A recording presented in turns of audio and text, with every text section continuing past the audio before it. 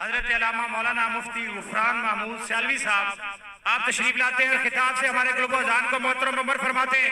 نعرہ تکبیر، نعرہ رسالت، تاجدار ختم نبوت، ختم نبوت، ختم نبوت.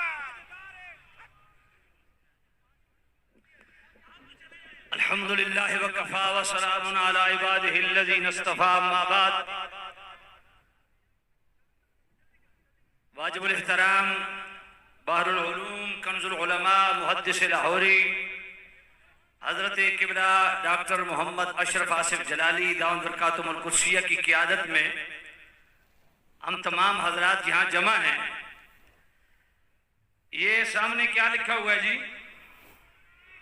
نہیں، مجھے آواز نہیں آئی ہے.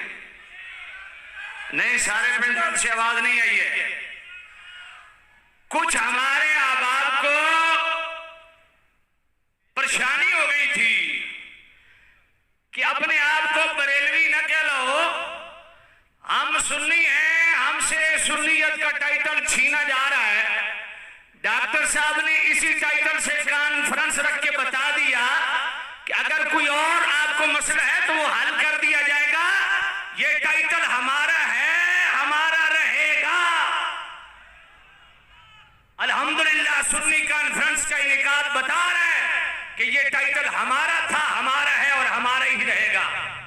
اور ہمیں بتانے کی ضرورت نہیں. عرفان شاہ، تو نے سارے لگڑ بگڑ پیر اکٹھے کیے، یہ ایک ایک مرید بھی لاتا، تیری کرسیاں بھر جاتی. مگر حیرت یہ ہے تیری کانفرنس میں کرسیاں بندے ڈھونڈتی رہی، یہاں بندے کرسیاں ڈھونڈ رہے ہیں.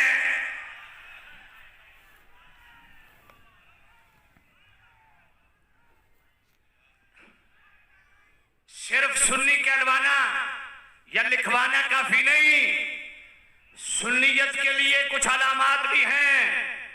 میں نے رات کو وائٹن خطاب میں کہا تھا یہاں فری کیمپ لگائے جاتے ہیں مریض لوگوں کے لیے. تو بھائی مرد روحانی بھی ہے، آپ پیروں کے پاس جاتے ہو، تعویذ لیتے ہو، عملیات لیتے ہو. حضرت آج شیر کا سایہ ہو گیا، جنات کا سایہ ہو گیا. میں کہتا ہوں آج سنیت کے اوپر افریت، رافضی افریت مسلط ہے. اب اس کا علاج کے لیے بہترین سرجن اور ڈاکٹر اشرف آصف جلالی ہے. آئیے، فری کیمپ لگا ہوا ہے، اپنا علاج کروا لیجئے. اور یہ بات ذہن میں رکھیں، سنی کہلوانے سے کوئی سنی نہیں ہوتا. اس کے لیے میں مختصر عرض کروں، سنی کی تعریف کیا ہے.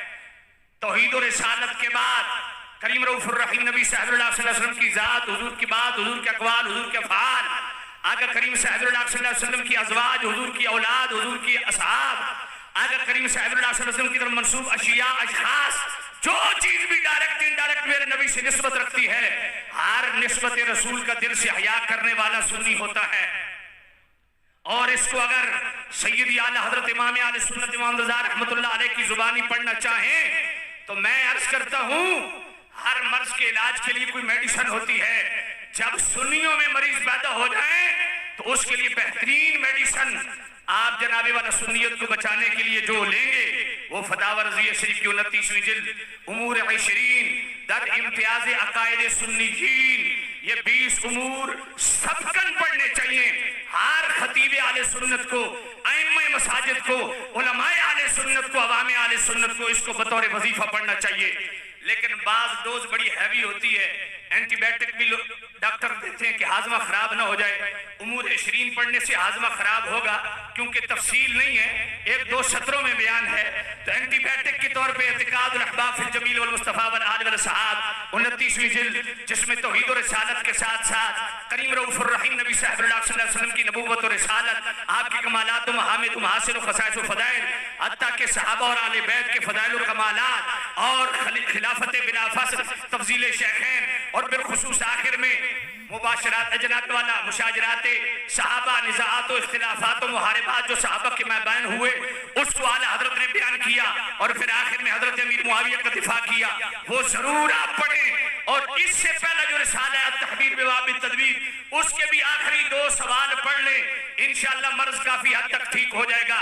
اور اس کے ساتھ ساتھ تیسری ڈوز انتہائی ضروری ہے، وہ مکتوبات شریف کی ہے، حصہ اول دفتر دوم مکتوب نمبر 36، یہ ڈوز لیں۔ مجدد پاک نے پوری سنیت کو اس طرح بیان کر دیا ہے جیسے پورا سمندر کوزے میں بند کر دیا جاتا ہے۔ اور اس کی ابتدا میں من علامات السنت والجماعت تفضیل الشیخین ومحبت الخطرین اور لا اجد احدا فضلنی علی ابی بکر وعمر الا جلت ود المفتری، اس پہ گفتگو کرنے کے بعد آپ نے جنگ صفین سے اور جنگ جمل سے ریلیٹڈ جو مشاجرات ہیں ان کو میرے مجدد پاک نے بیان کیا، اور 3 گروہوں کو بیان کیا کہ تینوں مجتہد ہیں اور ان کی اجتہاد کی ڈیفینیشن کیا ہے اس کو بیان کیا۔ اور پھر کمال یہ کیا، فرمایا کہ حضرت مولا علی حق پر ہیں، حضرت امیر معاویہ سے خطا اجتہادی ہوئی، لیکن ادب یہ ہے کہ خطا کے علاوہ کچھ کہنا بھی خطا ہے، کتنی احتیاط ہے۔ اور پھر یہاں جو امام مالک کے فتوے لائے، دیگر جناب والا امام احمد بن حنبل کے، وہ میں بیان نہیں کرتا، یہ اس کو پڑھو۔ اور پھر صحابہ اہل بیت ان کی شانوں میں حدیثیں لا کے اینڈ کہا کیا مجدد پاک نے، الہی بحق کے بنی فاطمہ کہ بر قول ایماں کنی خاتمہ، اگر دعوت امرت خلی والقبول منو دست دامان آل رسول۔ دوسری بات یہ ہے کہ ہم ڈاکٹر صاحب کے ساتھ کیوں ہیں، وہ اس لیے ہیں کہ ڈاکٹر صاحب حق پہ ہیں اور ہم حق کے ساتھ ہیں۔ میں نے پہلے بھی کہا عرفان شاہ جب تک حق پہ تھا ہم عرفان شاہ کے ساتھ تھے، جب حق سے پھٹکا ہم نے چھوڑ دیا۔ اور ڈاکٹر صاحب کے سامنے کہتا ہوں جب تک ڈاکٹر صاحب اعلی حضرت کے اور مجدد پاک کے افکار پہ رہیں گے ہم ڈاکٹر صاحب کے ساتھ رہیں گے، وگرنہ عرفان شاہ کو چھوڑنا مشکل تھا، ڈاکٹر صاحب کو چھوڑنا آسان، کیونکہ عرفان شاہ سید بھی تھا، قبلہ ڈاکٹر صاحب کا پیر خانہ بھی تھا، استاد خانہ بھی تھا، اور عرفان شاہ نے ہمارے لیے رستہ ہموار کر دیا ہے کہ حق کے لیے کسی کو چھوڑنا کتنا آسان ہوتا ہے۔ اور آخری بات یہ، اتحاد اہل سنت ہر پلیٹ فارم پہ یہ راگ الاپا جاتا ہے اور ہونا بھی چاہیے، ضرورت بھی ہے۔ میں بھی اتحاد اہل سنت کی بات کرنے لگا ہوں، اور ہمیشہ میں نے ایک ہی بات کی ہے کہ جو اعلی حضرت کے افکار والے ہیں، مجدد پاک، شیخ محقق حضرت پیر میر علی شاہ رحمۃ اللہ علیہ، فضل خیر آبادی، حضرت داتا علی اجمیری، یہ بر صغیر کے چنیدہ ہمارے پاس ہستی ہیں، ان کی تحقیقات ہمارے پاس موجود ہیں۔ ایک اعلامیہ تیار کیجئے، سارے بیٹھ جائیے، اس پہ سین کر دیجئے، جو اعلی حضرت مجدد پاک کی الفاظ افکار پہ اکٹھا ہوتا ہے اس کے ہاتھ چومنے کے لیے تیار ہیں، وگرنہ اس طرح کا کوئی رافضی اور کوئی خارجی ناسبی ہمیں تڑی دے، میں اتنا بڑا پیر ہاں تو میں بڑے دادے دی اولاد ہاں، میں کہ تیرے تے تھو، اگر عقیدے کے ساتھ غداری کرو لتاڑ کے رکھ دیں گے تمہیں، بدماشی نہیں چلنے دیں گے۔ پچھلے ہفتے عرفان شاہ بھی بدماشی کی تھی، صحبت پورا سنگی آئے گا سر، اور برچنڈی والے پیر نو کوئی تھوڑی چونڈی پہ گئی ہے، میرا ٹائم لے کے کینسل کروایا، عرفان شاہ آ رہا ہے، میں اپنے عقیدت مندوں نو آکھیا میں کہ سنگیو ہن انکم بندا نہیں، خرچہ میرا، نال جوڑ کے پروگرام کیتا، ذرا اجتماع دیکھ لو، ان کر کے دنیا ساری زندگی عرفان شاہ یاد رکھ۔ میں کہا تو ڈاکٹر صاحب کا کیا مقابلہ کرنا، تو سیادی نہیں ساری گل ہے جڑی تن دے کے آیا صحبت۔ یہ تھے شمشیر اعلی حضرت